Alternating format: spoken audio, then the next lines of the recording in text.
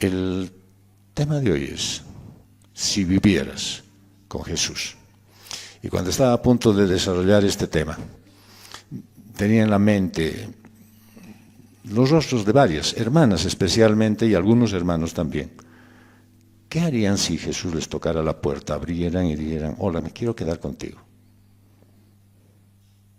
Yo sé que algunas entusiastamente dirían, sí, cómo no, pasa adelante. Hay visitantes que te gusta tenerlos en casa, aunque por poco tiempo. Están también los que no quisieras que te visiten. Hay los que nunca te van a visitar, ni se quedarían a vivir contigo porque te conocen. Y sabemos que tener huéspedes en la casa es siempre complicado. ¿Por qué? Porque descubren intimidades tuyas que no las quieres mostrar a nadie. Pueden ver tus reacciones, tu falta de dominio propio, tu intolerancia, tus hábitos y todo lo que tratas de aparentar ante los demás. Pero si tuvieras que hospedar a Jesús, ¿cuánto tiempo podrías aguantar su presencia en tu casa, en el interior de tu hogar? Yo estoy seguro que Él no se haría ningún problema. Pero tú podrías disimular mucho tiempo estar delante de alguien que te conoce, si lo tuvieras todo el día a tu lado. Y lo más grave es que sabrías que piensa quedarse todo el tiempo que te queda de vida. ¿Cómo sería tu vida? ¿Cómo sería tu día a día? ¿Seguirías como hasta hoy? ¿Estarías cómodo con esa visita? Es más, ¿lo presentarías a tus amigos y a tus parientes? Si vivieras con Jesús. Punto número 1, tendrías que andar con Él. Colosenses capítulo 2, versos 6 al 10. Por tanto, de la manera que recibieron a Cristo, Jesús, el Señor, así anden en Él, firmemente arraigados y edificados en Él y confirmados en su fe, tal como fueron instruidos, rebosando de gratitud. Miren que nadie los haga cautivos por medio de su filosofía y vanas sutilezas, según la tradición de los hombres, conforme a los principios elementales del mundo y no según Cristo, porque toda la plenitud de la deidad reside corporalmente en Él, y ustedes han sido hechos completos en Él, que es la cabeza sobre todo poder y autoridad. Bueno, no cabe duda que los creyentes de Colosas eran verdaderamente convertidos, y Pablo los reconoce. También es indiscutible que al convertirse, pues recibieron a Jesús no solo como su Salvador, sino también como su Señor. Y en efecto, habían reconocido que Él era el amo y soberano de todo. Y eso es lo que significa Señor. Pero Pablo aclara que su conversión solo fue un medio para afectar su comportamiento habitual. Tal vez sea el momento en que ahora tú recuerdes tu conversión. ¿Recuerdas lo sumiso que eras? Sin importar lo que Dios te pidiera, estabas dispuesto a hacerlo. ¿Recuerdas cómo te mortificaba el pecado? ¿Recuerdas lo humilde que eras en ese tiempo? ¿Recuerdas la gratitud que sentías? Pues lo que necesitas hoy es reavivar esa condición, esa respuesta inicial que tuviste al Evangelio. Yo te me pregunto hoy, ¿por qué los cristianos pues tienden a volverse fríos y apáticos? E incluso algunos le dan la espalda a Cristo. Y hoy en un pequeño devocional que leía, decía, hay una gran diferencia entre vivir en la oscuridad y darle la espalda a la luz. Cuando estás en la oscuridad, pues no tienes nada a dónde ir, pero cuando le das la espalda a la luz, la que genera la oscuridad eres tú. La persona que genera oscuridad eres tú mismo, porque tapas la luz del sol, la luz que viene de Jesús, y no ves lo que viene adelante, pero eres tú. Es que pasa que no se ha comprendido lo que es vivir vivir en Él. Por eso Pablo da las características de quien vive con Jesús. Dice, arraigados y edificados en Él. Bueno, arraigados es una figura agrícola y edificados es una figura constructiva, pero ambas se complementan. Como un árbol, tú deberías hundir tu raíz principal profundamente en la tierra del Salvador. Dice el Salmo 1, versos 1 y 3, cuán bienaventurado es el hombre que no anda en el consejo de los impíos.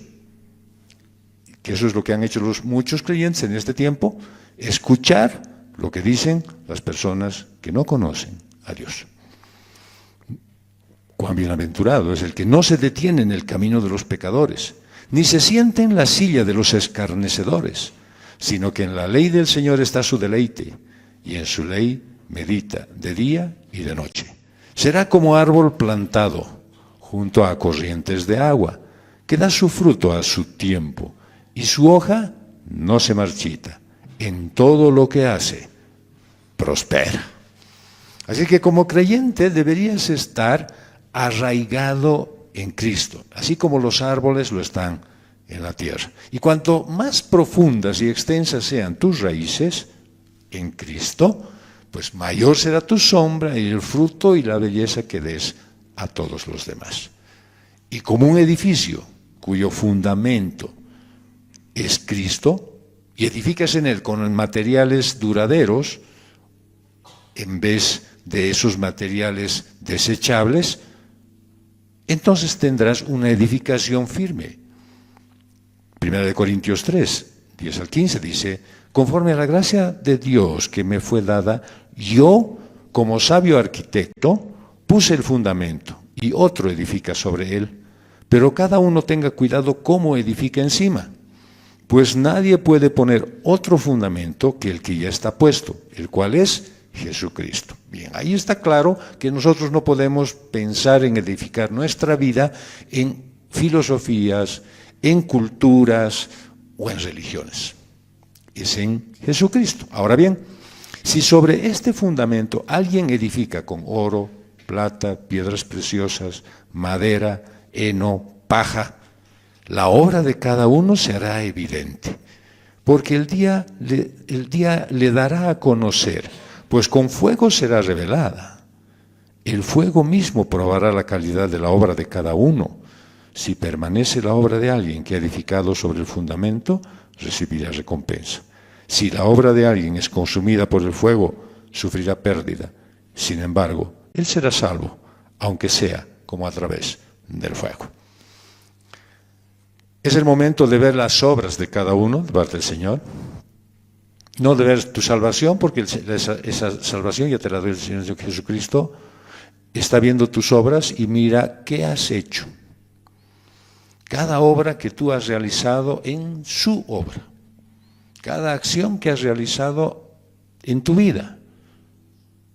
Y se va a ver si es de oro, de plata o de piedras preciosas. ¿Por qué? Porque eso soporta el fuego.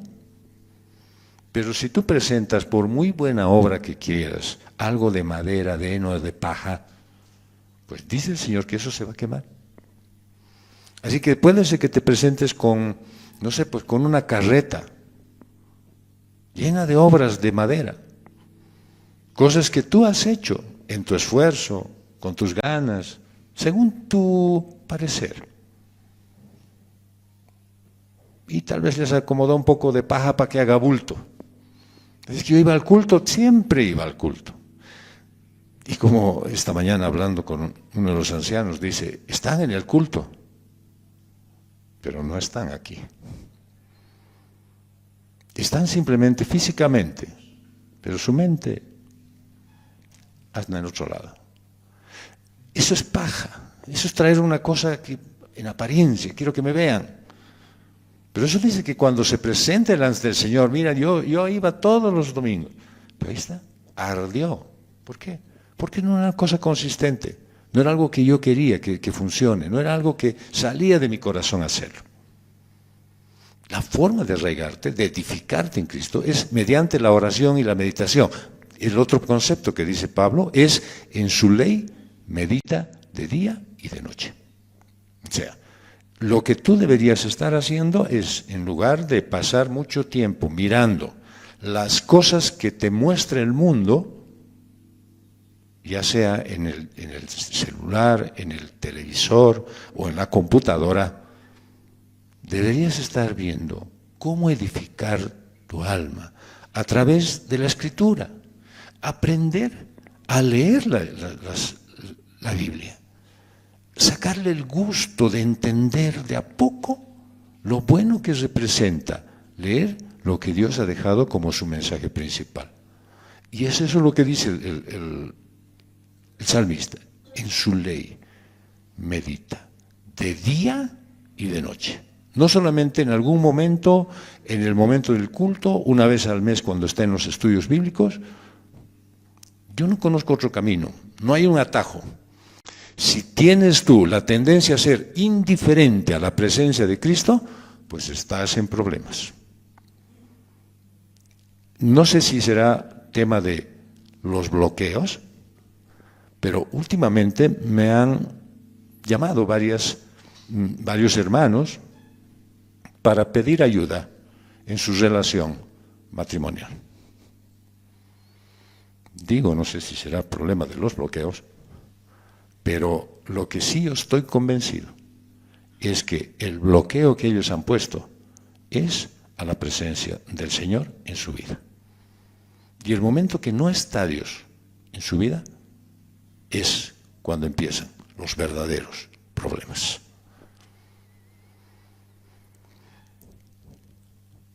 Entonces viene un viento fuerte y te arrastra. Y entonces ahí sí compruebas que no estabas viviendo con Jesús tal como tú te lo imaginabas. Tal vez tenías un cuadro de Él, una foto que te hace recuerdo quién es Él, pero Él no estaba en tu casa. El cristianismo no es solo oración y meditación, también implica estudio de las Escrituras. Y el otro fundamento que pone Pablo es confirmados en la fe como fueron instruidos. Tu vida con Jesús no es una etapa que puedes decir ya, etapa superada, cuando crees que ya has aprendido un poquito más de las Escrituras, ya cuando tienes un hábito de lectura de un devocional corto, ahí ya dices, perfecto, obra concluida, ya no necesito más con Jesús. Pero Pablo estaba convencido que una vida con Jesús se demuestra en expresiones evidentes. ¿Y cómo pone él? Rebosando de gratitud. O sea, de hecho, uno de los primeros indicadores que estás empezando a alejarte de una vida con Jesús es la falta de agradecimiento. Justo lo que ha pasado en todo este periodo en el que la gente estuvo metida en problemas. Que quiero ir y no consigo movilidad, qué pena. Que quiero comprar pollo, justo pollo quiero comprar y no hay. Y quiero hacer esto y no puedo. Y quiero mirar esto y no consigo. Y eso es una forma de decir, gracias por nada, Dios. En Romanos 1, 21-23 dice, pues aunque conocían a Dios, no lo honraron como a Dios, ni le dieron gracias, sino que se hicieron vanos en sus razonamientos y su necio corazón fue entenebrecido. Profesando ser sabios, se volvieron necios y cambiaron la gloria del Dios incorruptible por una imagen en forma de hombre corruptible, de aves, de cuadrúpedos o de reptiles. Es que no puedes vivir con Jesús y no tener motivos de estar agradecido, especialmente por la forma en la que Él dirige tu vida. Un creyente firme, en crecimiento y agradecimiento, pues no es una víctima fácil en la guerra espiritual. Si Jesús vive contigo, no estás indefenso. Y no te equivoques, hay guerra espiritual cerca tuyo. Y a eso se refiere Pablo, cuando dice que hay que defender la fe de los ataques de los falsos maestros. Si vives con Jesús, resistes radicalmente las filosofías seductoras. Y lo dice él, miren que nadie los haga cautivos por medio de su filosofía y vanas sutilezas, según la tradición de los hombres, conforme a los principios elementales del mundo y no según Cristo. Entonces sí puedes tú rechazar radicalmente las ideas espirituales del mundo. Pablo, por si acaso, no está atacando a la filosofía como una disciplina académica. Cuidado que después, ya, entonces filosofía nada, no hay que hablar de... No está atacando eso él. ¿Por qué? ¿Qué significa la palabra filosofía? La palabra filosofía significa amor a la sabiduría, ¿sí? Y lo que el apóstol Pablo más bien está denunciando es que la filosofía humana es vacía y engañosa. Es que los falsos maestros de hoy, como en el tiempo de Pablo, no salen a ganar a los perdidos. ¿Sabes qué hacen? Secuestran a los convertidos de la iglesia.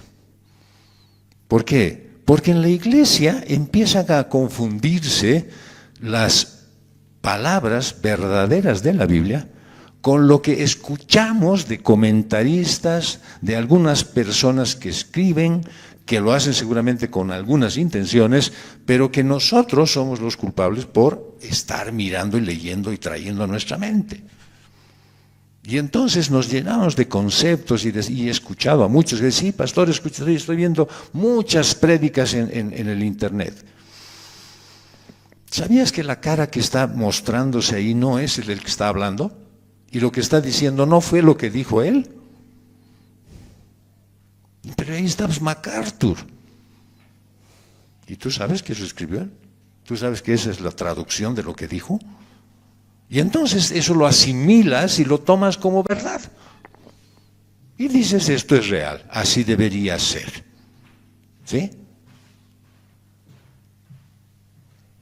Los falsos maestros no están yendo detrás de los perdidos.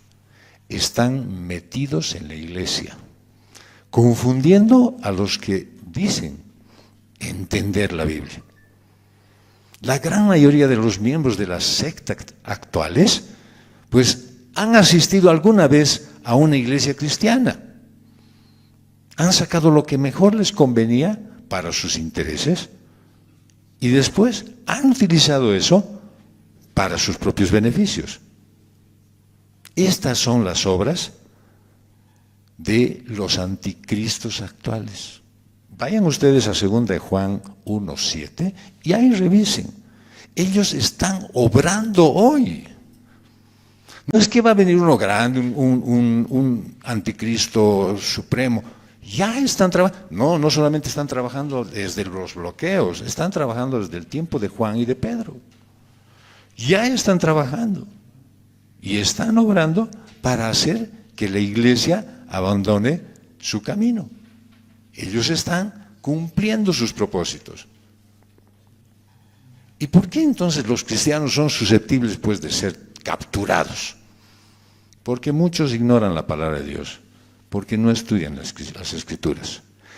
Van a los cultos, están en las congregaciones, escuchan lo que dicen los pastores y lo creen a pie juntillas. Jamás van a la Biblia y dicen, ¿será cierto lo que escuché hoy? ¿Tendrá algo de verdad lo que ha afirmado hoy día el pastor? A mí me reconforta que alguien me llame y dice, pastor, no estaba de acuerdo con lo que usted ha dicho. Excelente. Hablemos. ¿En qué no estás de acuerdo? ¿Sí? Los falsos maestros son pues bien engañosos, seductores son. Porque el engaño aparenta ser auténtico, pero en el fondo es vacío y falso. Y esta filosofía humanista, más que bíblica, Pablo la describe como basada en la tradición de los hombres. Bueno, el problema no es la tradición, ¿ya? Sino el origen. ¿De dónde provenía la filosofía que estas personas difundían? Era una tradición humana.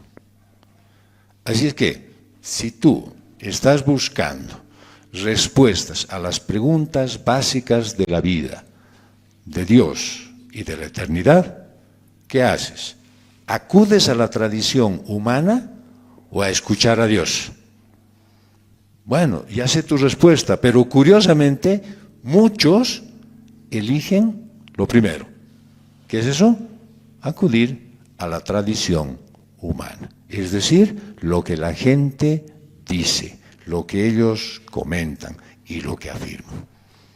Pero Pablo está dejando claro, con respecto a la filosofía seductora, que es una filosofía centrada en el Espíritu y no en Cristo.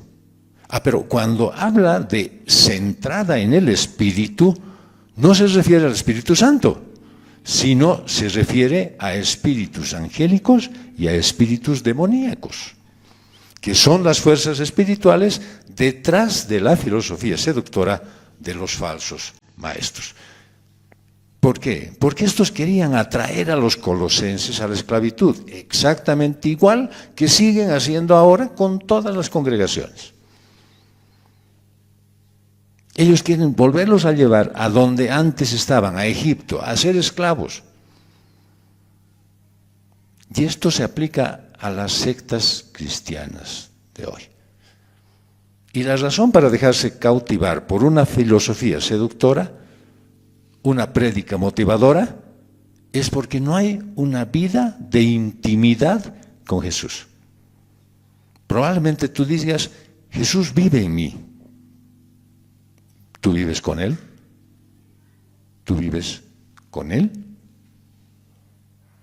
La búsqueda, no te olvides que la búsqueda del humanismo te aleja de la fuente de la plenitud. Si Jesús es tu Señor, entonces busca su plenitud en el único lugar seguro. Pablo lo dice, porque toda la plenitud de la deidad reside corporalmente en Él. Lo que más está buscando la sociedad es pues la plenitud, o sea, lograr lo mejor, lo más amplio, lo pleno, un sentido de propósito, de integridad, de bienestar. Eso es lo que busca la sociedad. Desafortunadamente la están buscando en sitios equivocados, igualito que en los tiempos de Pablo. Y el apóstol da una verdad asombrosa sobre Jesucristo. La búsqueda de la plenitud fuera de Cristo es inútil. Y a los judíos les resultaba pues difícil concebir a Dios habitando entre los hombres. Sin embargo, hoy sabemos que Él puede vivir contigo. La respuesta siempre a eso será, ¿tú quieres vivir con Él? Lo más aceptable que tenían de eso era la Shejina, o sea, la nube de gloria en el tabernáculo. Era una representación de su presencia, un símbolo de su cercanía. Pero cuando Jesús de Nazaret afirmó ser uno con Dios, pues, causó una gran confusión. Pero Pablo aquí afirma que la divinidad mora en Jesús. Jesucristo es Dios encarnado. No era solo piadoso, no solo era divino. La plenitud de la divinidad mora en Él. Entonces vos ves el poder de Dios en su creación, ves su verdad en la Biblia, ves su amor en un recién nacido, pero solo en Jesús ves el rostro de Dios, el carácter completo, la esencia verdadera de Dios. Esta verdad es magnífica en sí misma y debería fortalecerte para no dejarte engañar por esas filosofías vacías y falaces. Pero hay algo más. Jesucristo, lleno de divinidad, te llena a ti. Al convertirte, tú recibes la plenitud de Cristo. Él contiene toda la plenitud de la deidad. Tú no. Como creyente estás lleno de su plenitud. Si Jesús vive contigo, estás completo, lleno de Él. Cristo es único e infinito y contiene toda la plenitud de la divinidad. Y cuando tú, un ser finito, sumerges la pequeña vasija de tu vida en Él, al instante te llenas de su plenitud. Así es que no sumerjas pues esa tu vasija en pozos contaminados Y luego estás ahí preguntándote, ¿por qué no tengo plenitud, ni satisfacción, ni integridad en mi vida? La mayor amenaza para la plenitud espiritual en las familias, en los niños cristianos, no es la filosofía del mundo. Es una pequeña pantalla por la que pagas y que voluntariamente metes en tu casa y te seduce poco a poco con filosofías vanas y engañosas. No solamente es tu celular, es también tu televisor, es también tu internet. Pero en el fondo no es eso, es tu corazón. Muchos pagan todavía un plus más, un poquito más, ¿no? Para cada mes acceder a más condiciones seductoras que ofrece esa pantalla. Los niños, pues en el colegio oyen cualquier cosa, ¿no es cierto? Palabrotas, expresiones, demás. O de repente en el barrio también. Pero ellos saben en su corazón que está mal decirlas, porque nunca las oyen en su casa o en la iglesia. Pero yo me pregunto, ¿qué pasa que cuando oyen ahí en la televisión y el papá y la mamá no reaccionan? ¿Cómo se supone que ese niño debe procesar esa información moral? Los niños oyen de sus padres que la promiscuidad sexual pues no está bien, pero cuando aparece con lujo de detalles ahí en la televisión, en sus propios hogares, inevitablemente entonces desarrollan una tolerancia hacia ese comportamiento que va a acabar perjudicándoles. Por eso Pablo se dirige a los que han recibido a Jesucristo como Señor, pero que han afectado a ese señorío al dejarse seducir por la filosofía humanista engañosa, demoníaca, que contamina la sociedad. Es hora de someter todo al señorío de Cristo. Lo que ves, lo que lees, lo que oyes, la música que escuchas y lo que crees. Considera que Jesús vive contigo. No crees que solo está a tu lado cuando estás en el culto o en tu tiempo de oración. Él dice que nunca te dejará ni te abandonará. Por lo tanto, está en cada circunstancia de tu vida. Si vivieras con Cristo, punto número 2, tendrías que estar crucificado con Él. Ya veo los rostros de algunos. Buena idea. Propongo unos candidatos para crucificar. Gálatas 2:20. Con Cristo he sido crucificado y ya no soy yo el que vive, sino que Cristo vive en mí. Y la vida que ahora vivo en la carne la vivo por la fe en el Hijo de Dios, el cual me amó y se entregó a sí mismo por mí. Pues esta declaración de identidad pone de relieve la realidad de todos los que han depositado su fe en el Hijo de Dios. Esa frase, sino que vive Cristo en mí, tiene un profundo sentido teológico. Pues que al convertirte te unes a Cristo en su vida, en su muerte y en su resurrección. ¿Qué dice Romanos 6, del 3 al 11? ¿O no saben ustedes que todos los que hemos sido bautizados en Cristo Jesús, hemos sido bautizados en su muerte?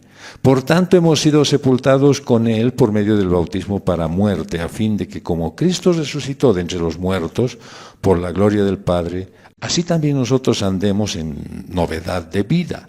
Porque si hemos sido unidos a Cristo en la semejanza de su muerte, ciertamente lo seremos también en la semejanza de su resurrección. Sabemos esto, que nuestro viejo hombre fue crucificado con Cristo, para que nuestro cuerpo de pecado fuera destruido, a fin de que ya no seamos esclavos del pecado, porque el que ha muerto ha sido libertado del pecado. Y si hemos muerto con Cristo, creemos que también viviremos con Él, sabiendo que Cristo, habiendo resucitado de entre los muertos, no volverá a morir. La muerte ya no tiene dominio sobre Él, porque en cuanto a que Él murió, murió al pecado de una vez para siempre. Pero en cuanto Él vive, vive para Dios. Y así también ustedes, considérense muertos para el pecado, pero vivos para Dios en Cristo Jesús. Así es que tu unión con Cristo resuelve una objeción que la gente tiene al concepto de la gracia. Si eres declarado justo por la fe en Cristo y no por la obediencia a la ley, entonces, ¿qué debería pasar con esas restricciones morales y la forma de vida que tienes? Pues dice Pablo en la carta a los Romanos, la ley se introdujo para que abundara la transgresión, pero donde el pecado abundó, sobreabundó la gracia, para que así como el pecado reinó en la muerte, así también la gracia reine por medio de la justicia para vida eterna, mediante Jesucristo, nuestro Señor. Así que no puedes tratar de abusar de la gracia, porque sería una clara muestra de incredulidad de tu parte. La respuesta está en tu nueva identidad, arraigada en la vida que vives junto a Cristo. Y si bien te identificas con Él y vives como Él, tiene que verse que vives para Dios, que el Espíritu Santo, enviado por el Hijo, pues habita en ti. Y tu vida ya no la vives para ti, sino que sigues a Cristo bajo la influencia del Espíritu, dando la gloria al Padre. Tu identidad en Cristo tiene implicaciones para ti. Creer en Cristo en ti, vive en ti, significa que le representas, por muy imperfecto que fueras. Que Él esté viviendo en ti, te hace a ti su embajador. Y el resultado que se espera es un estilo de vida, unos deseos, un carácter, unos pensamientos y unos sentimientos, y además objetivos, transformados. Incluso la forma en que afrontas las actividades cotidianas, como las tareas domésticas, por ejemplo, debe cambiar. A ver, solamente considera el ejemplo de un joven que se casa. Su condición de vida, de hombre, ya casado, provoca naturalmente cambios en su propio estilo de vida. Cambia su comportamiento y su actitud. Si no sucede eso, habríamos una desconexión entre sus acciones y su nueva condición. Tiene necesariamente que cambiar. Y claro, muchas mamás ya me han llamado, ¿no es cierto?, de los recientemente casados. Antes era firme, no, ahora está bien sumiso. Antes era bien seguro y ahora está buscando aprobación de su mujer. No ha entendido, ¿sí? El cambio que sucedió en su vida no lo ha comprendido. Es del mismo modo, o sea, una relación con Jesús te transforma, te afecta todos los aspectos de tu vida. Amas lo que Él ama y odias lo que Él odia. Eres su discípulo. Aprendes y aplicas sus enseñanzas. Y parecerte más a Jesús, pues ese es tu objetivo final. Mira que lo dice 1 Juan 2, 5, 6. Pero el que guarda su palabra, en él verdaderamente se ha perfeccionado el amor de Dios. En esto sabemos que estamos en Él. El que dice que permanece en Él debe andar como Él anduvo. ¿Cómo anduvo Jesús? Y no pongas las objeciones de, no, pues es que Jesús era Dios, es que Jesús era perfecto, es más, ha vivido poco tiempo, yo mira cuánto tiempo estoy viviendo. No. Él te mostró la forma en la que tú debes vivir. Y claro, como no vas a poder, te dio su ayuda, el Espíritu Santo, que obra en ti para que vivas exactamente como Él quiere que vivas tú. Cuando Jesús caminó sobre la tierra como un ser humano, vivió junto con sus seguidores. Pero poco antes de su muerte, Él ya anunció que no iba a quedarse con ellos, sino que dentro de ellos. ¿Cómo? Por medio de su Espíritu Santo. Vean ustedes que dice Juan 14, 16 al 18. Entonces yo rogaré al Padre y Él les dará otro consolador para que esté con ustedes. ¿Se acuerdan esta palabra consolador? Es abogado, ¿cierto? Para es para siempre. Es decir, el Espíritu de verdad, a quien el mundo no puede recibir, porque ni lo ve ni lo conoce. Pero ustedes sí lo conocen, porque mora en ustedes y estará en ustedes. No los dejaré huérfanos, vendré a ustedes. Quiere decir que Él está aquí contigo. El tema, otra vez, es un tema ahora de realmente si tú crees que Él está contigo y si tú quieres estar con Él. Los verdaderos cristianos pues tienen la presencia del Espíritu de Dios en ellos. Y solo es posible esto mediante el arrepentimiento y la fe. No hay forma, no es que porque leas mucho la Biblia, pues el Espíritu viene y te colma. No es eso. El Espíritu más bien cumple la función de capacitarte, de darte la mente de Cristo, identificarte con el pueblo de Dios. Dice en la primera carta a los Corintios, ¿quién ha conocido la mente del Señor para que lo instruya? Pero nosotros tenemos la mente de Cristo. Así que como cristiano puedes tener a Jesús viviendo en ti, porque su Espíritu está en ti, su mente está en ti. Y lo dice en la carta a los Romanos. Sin embargo, ustedes no están en la carne, sino en el Espíritu. Si en verdad el Espíritu de Dios habita en ustedes. Ese es un muy buen balance que tú puedes hacer ahora, ¿ya? Decir, ¿en qué estado estoy viviendo más? ¿En la carne o en el Espíritu? ¿Vivo más haciendo caso a mis deseos o obedeciendo lo que Dios manda? Entonces sí, ahí tienes tu balance y dices si es que en verdad el Espíritu de Dios habita en ti. Pero si alguien no tiene el Espíritu de Cristo, el tal no es de él. Y si Cristo está en ustedes, aunque el cuerpo esté muerto a causa del pecado, sin embargo, el Espíritu está vivo a causa de la justicia. Bueno, esto no significa, por si acaso, como en algunos casos se quiere mal entender, ¿no es cierto? Que entonces, yo soy entonces un pequeño robot que hago caso a todo lo que el Señor dice. Eso no significa que Cristo se apodera de ti para controlar todo lo que dices y lo que haces. Ni siquiera toma control de tus decisiones. Tener la mente de Cristo significa que tienes acceso a su guía, a su dirección, a su liderazgo. Y en la medida en que tú te sometes a su espíritu, es decir, que le obedeces y le sigues, vives como Él vivió. Y ahí tienes la respuesta de cómo puedes tú vivir ahora en la condición de carne que tienes. ¿Ya?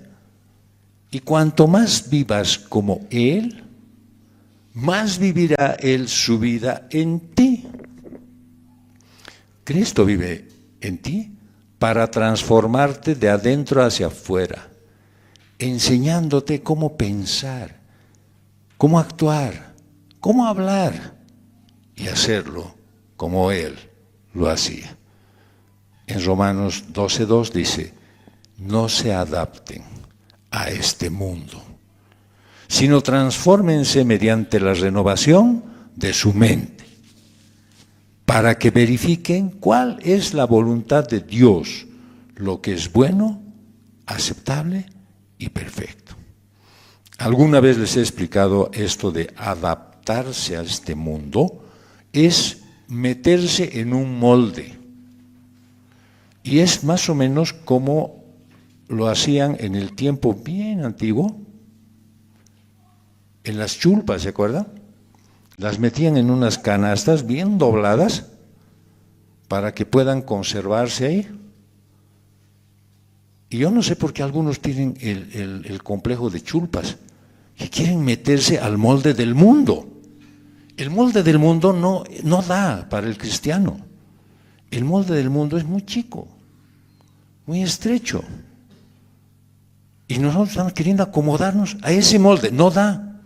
Entonces, Pablo dice, ¿qué tienes que hacer para eso? Renovar tu mente. ¿Ya?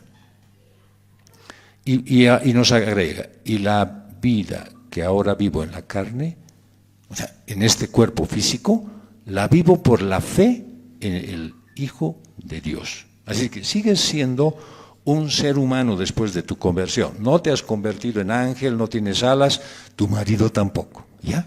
Entonces, aún tienes una vida que vivir, cosas que hacer, decisiones que tomar. Pero ahora estás luchando por vivir según un estándar diferente. El que no basta tener fe en Cristo, creer que vivió, murió por tus pecados. Muchos creen en Jesús sin esforzarse por seguirlo. Mira lo que dice Lucas en el capítulo 6, verso 46. ¿Por qué ustedes me llaman Señor, Señor, y no hacen lo que les digo? No hay razón para que estén haciendo ese esfuerzo de arrodillarse, decir Señor o Padre amado. Si no vas a hacer lo que te voy a decir, ¿qué sentido tiene? Si vas a ir a un estudio bíblico, vas a aprender algo y de pronto después dices, creo que eso hasta cierto punto está bien, pero ¿para qué vas? Tienes que ir con la mente de Cristo, con el espíritu cambiado, con la carne sometida. Mira que Santiago señala que incluso los demonios tienen una forma de fe en Dios. Saben que existe y que tiene autoridad. ¿Tú crees que Dios es uno? Dice él. Haces bien. También los demonios creen. Y a diferencia de ti, ese es agregado mío, tiemblan. Los demonios tiemblan. Vos, ni frío te hace. La fe que necesitas es la fe del Hijo de Dios. La misma fe que tuvo Cristo.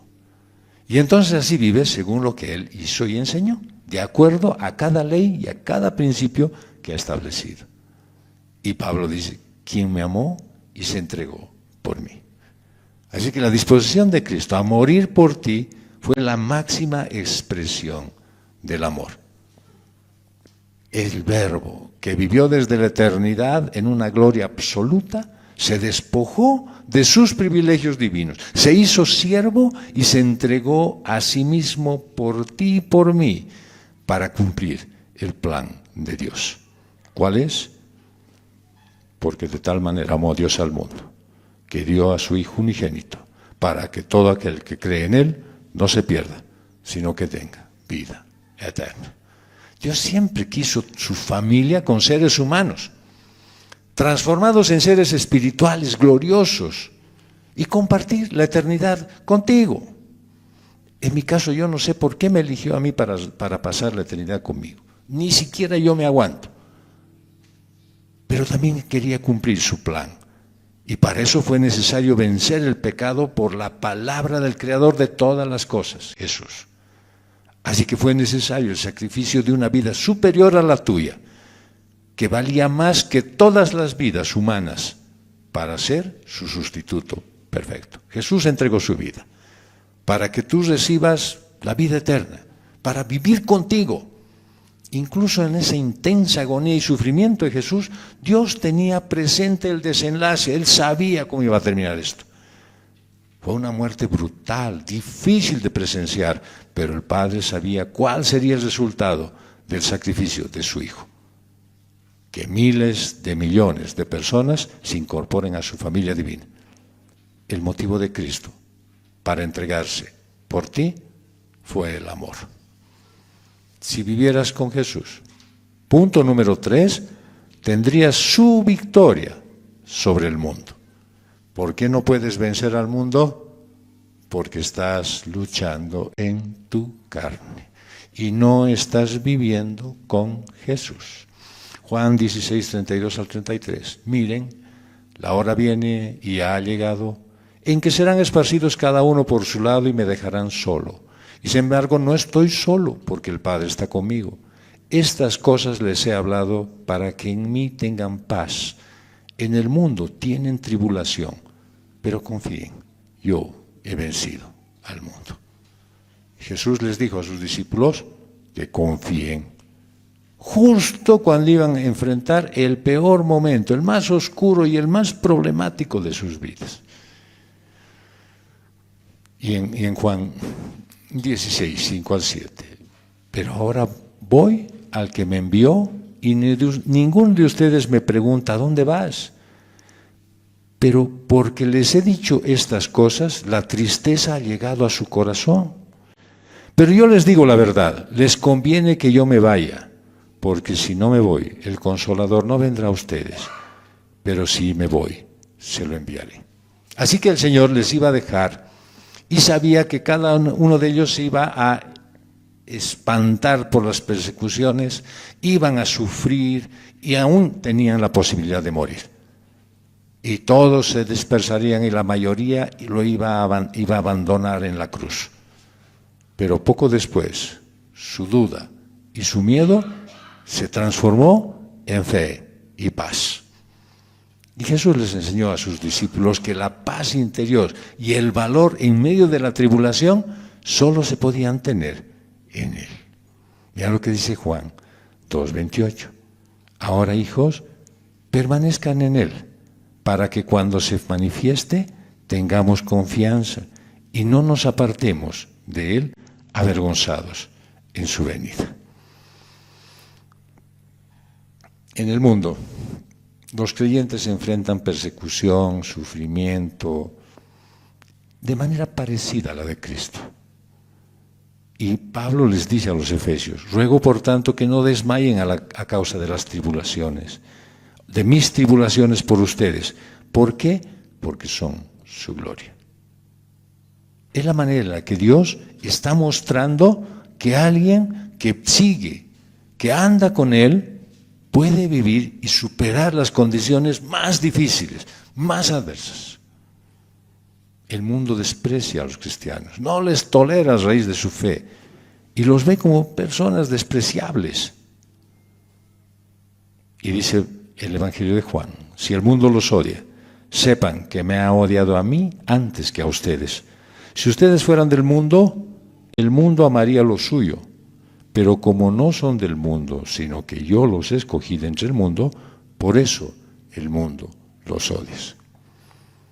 Tal vez leyendo esto te podrías preguntar, ¿realmente el mundo me odia?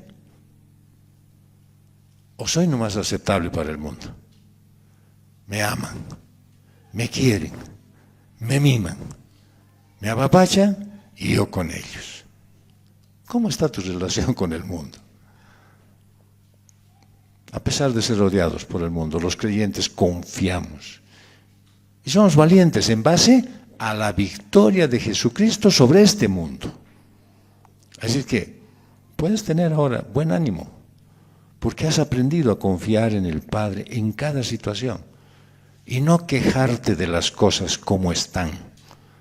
Sabes que puedes confiar porque Jesús vive contigo, que cuida de ti, que provee cada oportunidad para tu bien.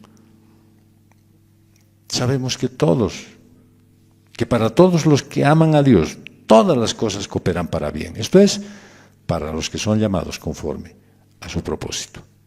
Es que no tienes que vivir con miedo, porque estás seguro de su amor. Aún con tus enemigos puedes estar en paz. Sabes que si Dios vive contigo, que está a tu lado, nadie puede hacerte frente, porque su vara y su cayado te infunden aliento. Pero ahí tienes que ser oveja del Señor, de ese pastor. Pues nada te separa de su amor, incluso nada de lo que hagas. Nada será suficiente. Hay consecuencias cuando haces cosas malas, pero eso es otra cosa. En Romanos 8, del 35 al 39, dice, ¿quién nos separará del amor de Cristo? ¿Tribulación? ¿O angustia? ¿O persecución? ¿O hambre? ¿O desnudez? ¿O peligro? ¿O espada? Tal como está escrito, por causa tuya somos puestos a muerte todo el día, somos considerados como ovejas para el matadero. Pero en todas estas cosas somos más que vencedores, por medio de aquel que nos amó. Porque estoy convencido de que ni la muerte ni la vida, ni ángeles ni principados, ni lo presente ni lo porvenir, ni los poderes ni lo alto ni lo profundo, ni ninguna otra cosa creada nos podrá separar del amor de Dios, que es en Cristo Jesús, Señor nuestro. Incluso cuando enfrentas a la amenaza de la muerte, puedes dar gracias a Dios, porque su victoria en ti el temor a la vida después de esta vida no es una incertidumbre. Sabes dónde vas. Estamos orando por hermanos que están en situación sumamente delicada y sabemos que el Señor está obrando. Pero debemos orar también por las familias de ellos, para que ellos entiendan que Dios sabe el momento de inicio de una vida y el final de una vida. Y hasta ese momento debemos nosotros no dejar de confiar nunca. Debemos permanecer con Él. Para poder decir igual que Pablo, ¿dónde está, oh muerte, tu victoria? ¿Dónde, oh sepulcro, tu aguijón? El aguijón de la muerte es el pecado y el poder del pecado es la ley. Pero a Dios, gracias, que nos da la victoria por medio de nuestro Señor Jesucristo. El apóstol Pablo planteó la certeza que Dios sostiene a los que reconocen su señorío y también que reciben su salvación eterna. Le dice en primera de Juan 5:5. ¿Y quién es el que vence al mundo? Sino el que cree que Jesús es el Hijo de Dios. Si crees en Jesús y perteneces a Dios, también has vencido al mundo, porque aquel que vive en ti es mayor que el que está en el mundo. Y lo dice en Juan 14:27, la voz de Jesús. La paz les dejo, mi paz les doy. No se la doy a ustedes como el mundo les la da. No se turbe su corazón, ni tenga miedo.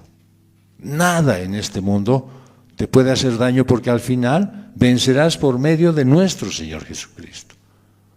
Hubo siglos en que Israel vagó como oveja sin pastor. Y cuando llegó su pastor lo atacaron. Tal como Jeremías profetizó, las ovejas que había reunido se dispersaron lejos de él. Te pregunto si te sientes solo esta mañana. ¿Te abandonaron tus amigos? Jesús conoce tu dolor. Él sabe que sufres en tu soledad. Miren, la hora ya viene. Y ha llegado, dice Jesús, en que serán esparcidos cada uno por su lado y me dejarán solo. Sin embargo, no estoy solo porque el Padre está conmigo. Puede ser que derrames lágrimas y que tus pruebas persistan, pero la forma más segura de saber que Dios es todo lo que necesitas es cuando Dios es todo lo que tienes. Un amigo se contactó conmigo y me dijo que su abuelo, con quien tenía una relación muy cercana, pues se había suicidado. Ya no aguantaba más la soledad. Había sufrido mucho la partida de su esposa. Pero fue un golpe muy duro para la familia. Y entonces le pidieron a él que diera un mensaje en el funeral. Y me preguntó, pastor, ¿qué pasaje de la Biblia puedo dar para dar ánimo en esos momentos tan difíciles? Pues obviamente yo sin duda le dije, diles Juan 16:33. Estas cosas les he hablado para que en mí tengan paz. En el mundo tienen tribulación, pero confíen, yo he vencido al mundo. Quiero que ese sea el mensaje para ti, que pienses en esta semana, porque los conflictos no han acabado. Probablemente se han solucionado los bloqueos, pero los conflictos de la iglesia siguen aquí. ¿Cómo será mañana? La gasolina se acabará, el gas ya no habrá, y vendrán otra vez los líos, y en eso estamos. Y dejamos de estar concentrados en la presencia de Dios en tu vida. Él está en tu casa, pero tú no vas a tu casa, tú estás en tus problemas. No hay paz como la paz de Cristo. Solo Él da la paz verdadera, porque la verdadera paz se encuentra únicamente en Él. Esto no es un alivio temporal, no es un simple cambio circunstancial, no es la ausencia de lágrimas ni la ausencia de pruebas. Las lágrimas y las pruebas son inevitables. El dolor es universal, no puedes huir de él. pero puedes acudir a Cristo. Puedes tener ánimo, perseverancia, porque Jesús ha vencido al mundo. ¿Y cómo lo hizo? Entregando su vida por ti. Su muerte pareció una derrota. Sus enemigos se regocijaron. Fue el mayor esfuerzo de Satanás por darle un duro golpe. Pero ese acto que parecía una derrota de Jesús, en realidad fue su gran victoria. Convirtió la tristeza en alegría, el dolor en paz y un talón lastimado en una cabeza aplastada. Así que tú puedes soportar cualquier prueba. Porque Jesús ha vencido al mundo. Y su promesa es que si vives con Él, esa victoria, tú también la tienes. El camino al cielo no es fácil. No es un camino asfaltado, ahí con flores al borde, como un paseo por el jardín botánico. Es largo, es difícil, viene acompañado de lágrimas y de pruebas. Pero anímate, hermano querido, hermana amada. Jesús ha vencido al mundo. Y si estás aquí y aún no eres seguidor de Jesús, escucha esto. No hay gozo ni paz fuera de Jesús. Yo no te prometo una vida sin dolor. Jesús tampoco hizo esa promesa, pero Él es el único Dios que sabe lo que es el dolor. Y Él soportó el peor dolor imaginable por los pecados de todos los que en Él creen. Puede ser que no te quite el dolor. Puede ser que no te quite esa angustia. Pero si te acercas a Él con fe y te arrepientes sinceramente, Él va a perdonar tus pecados. Solo Jesús puede darte acceso al Padre. Una alegría que nadie te puede quitar. Una paz que sobrepasa todo entendimiento. Aparte de tus pecados. Confía en Jesús. Él conoce tus lágrimas, tus pruebas, y solo en Él puedes perseverar. Regocíjate que Jesús viva contigo y disfruta de su presencia cada día. No desperdicies tu vida codiciando lo que el mundo tiene. Y no lo invites a ver los partidos del Mundial, porque seguro ahí vas a dar toda tu carne. Te vas a poner a renegar. Y vas a despreciar su presencia en ese momento. Anímate porque Jesús ofrece gozo profundo, paz verdadera. Tus lágrimas y tus pruebas no te van a vencer. Puedes perseverar, puedes tener ánimo, porque Jesús ha vencido al mundo.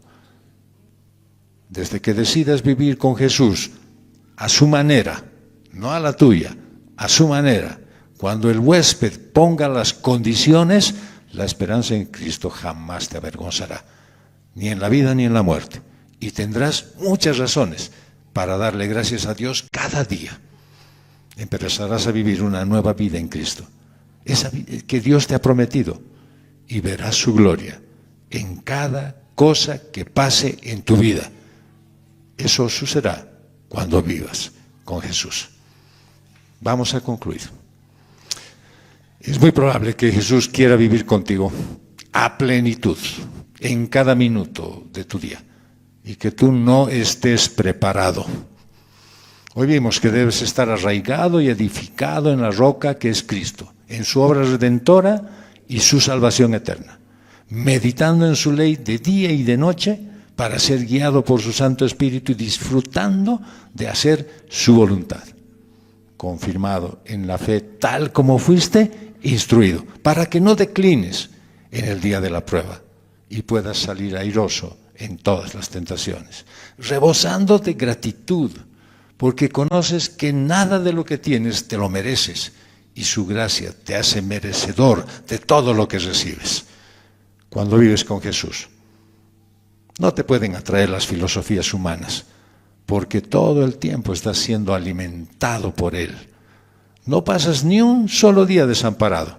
Tienes muchas razones para estar contento y con gozo, aunque los días sean malos. Abre hoy las puertas de tu corazón, no porque Él está afuera tocando la puerta, sino porque tú la has cerrado. Abre las puertas de tu casa, que Jesús viva contigo desde hoy. Gracias, Dios. Gracias, Padre, porque nos das la posibilidad de vivir con Jesucristo, nuestro Señor y Salvador. Gracias, Padre, porque al mostrarnos esa posibilidad, queremos hoy, Señor, reconducir nuestra forma de vida. Creemos que estamos viviendo religiosamente, creemos que vivimos aferrados a pensamientos nuestros, a criterios personales, pero sobre todo afectados por todos los criterios del mundo, Señor. Danos contentamiento en ti, Señor, y conformidad por lo que tu Hijo Jesucristo hizo allí en la cruz. Concédenos, Señor, la posibilidad de ver nuestro propio pecado y alejarnos de él, honrarte a ti con toda nuestra vida.